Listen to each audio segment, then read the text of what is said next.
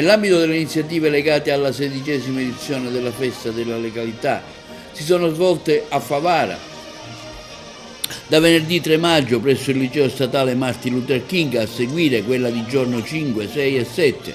Oggi, venerdì, la manifestazione conclusiva, che ha avuto come inizio l'afflusso delle rappresentanze scolastiche associative, degli ospiti, delle autorità e della cittadinanza in piazza Don Giustino, quindi la marcia della legalità, la partenza del corteo da piazza Don Giustino in direzione piazza Cavour, attraversando via Roma, via Vittorio Emanuele, via Cesare Battisti.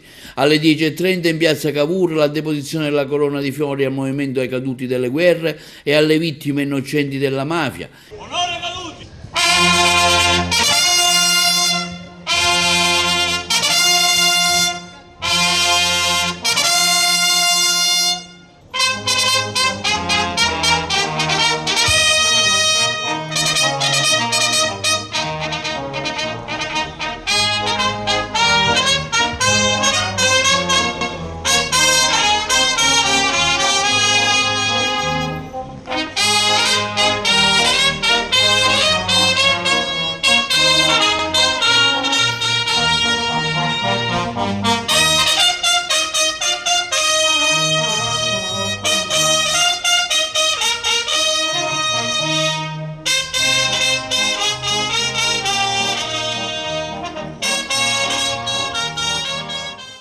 I saluti delle autorità, la scopertura e la presentazione della maxitela dedicata all'esercito italiano, istituzione madrina della manifestazione, con l'intervento del maestro Vincenzo Patti, la consegna del 6° trofeo Salvatore Cucchiara al vigile del fuoco Antonio Lattuca. Civili e militari, gentili signore e signori, ragazzi delle scuole, buongiorno.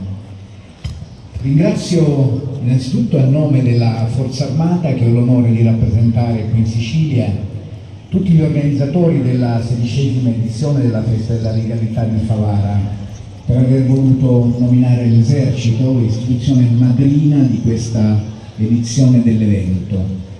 Un evento che riteniamo di grandissimo valore, che offre una serie di importanti appuntamenti culminati in queste cerimonie finali, appuntamenti dedicati alla promozione della legalità.